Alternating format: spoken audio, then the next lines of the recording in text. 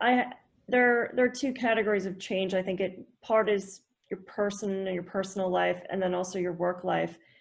And it's hard coming back. I actually really like being elsewhere. I love my life here, but if I could do what I do abroad all of the time, I would seriously consider doing that. Economically, that's not feasible for me. But I like not being a slave to my iPhone. I like just the freedom of experiencing life without all the ties to technology.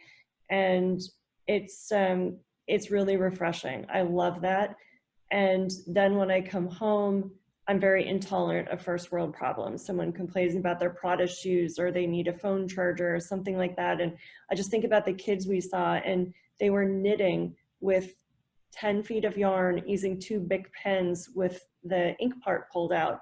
And they could knit, but then they would finish the string in just a short time and undo it and knit again. And they were so happy. And we don't see that kind of happiness, I think, among our kids here and among people. I think people are more satisfied with their lives there because it's slower and more low tech. But there's still a lot of horrible things happening too. But I love the mindset there. I think I finally might have a little understanding now of how veterans feel when they come home from being in a war for a couple of years. I mean, what I'm doing is obviously nothing like that, but it's kind of shocking to come home. And it's also hard to share it with other people because there's just no way to describe what you smelled and what you saw. And you can't take pictures of what's around you 360 degrees. And so I love that aspect of it. I think medically, it really reminds me of why I chose to do what I do.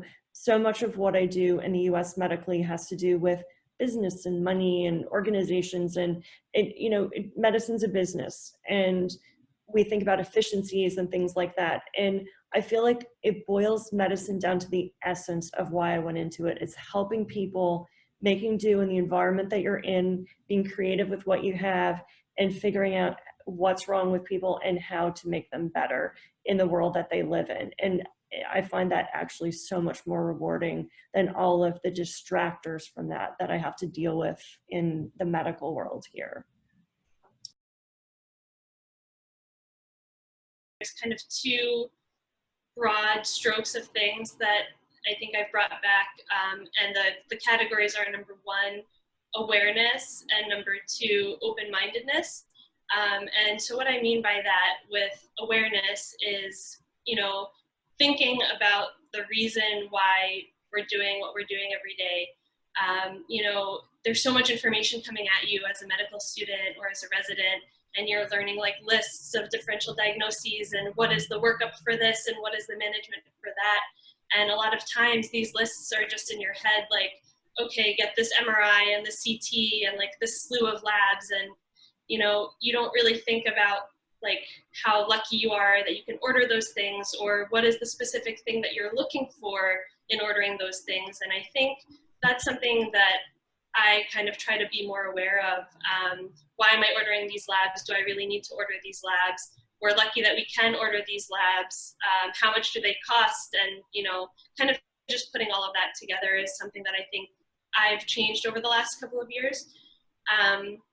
And also, social awareness as well, kind of understanding different people and where they're coming from and why they think and act the way that they do.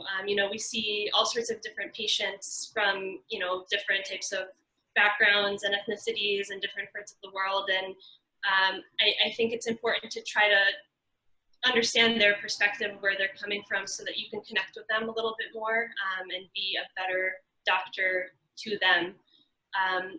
And in terms of open-mindedness, I think I've been able to see people do things in very different ways in other countries. I went to Aravind Hospital in India right before COVID as well, as one of the rotations that Mass Eye and Ear offers for its senior residents. And, I had the chance to do some cataract surgeries there. I had the chance to participate in some oculoplastics surgeries there. And things are just done differently. And I think being able to see how people are doing things there, different surgical techniques, different, again, ways of managing and working up patients, different disease entities that we don't see as often here, has been really helpful to me as I go forward and thinking about how I want to do things, and, you know, again, kind of being purposeful and thinking about why things are being done a certain way. Thank you so much for sharing that. For me, it was amazing to see how much it changed my approach. And I think both you and Dr. Freitag just hit on that so nicely.